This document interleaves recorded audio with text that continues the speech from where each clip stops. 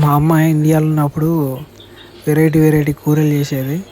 వీడికి వచ్చేసరికి ఒకటే పచ్చడి. ఇక అందరం ఇట్లా రోజు చేసుకుంటున్నాం. మొత్తం ప్రొఫెషనల్ ఉన్నట్టున్నావు కదా అయ్యా.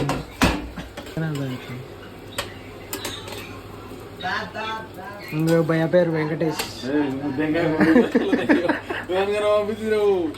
యూట్యూబ్లో పెడతారా? భయ ప్రొఫెషనల్ కుక్కర్.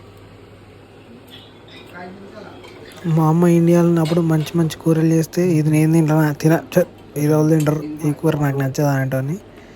ఇప్పుడు ఒక్క పచ్చడిని ఇట్లా షేర్ చేసుకొని తినే పరిస్థితి వచ్చింది. ఇట్లా తినాలి, అట్లా పోవాలి అంతే. ఇక కాలేజ్కి పోయి రావాలి. ఇట్లుంది యూకే లైఫ్లో పరోటా జీవితం.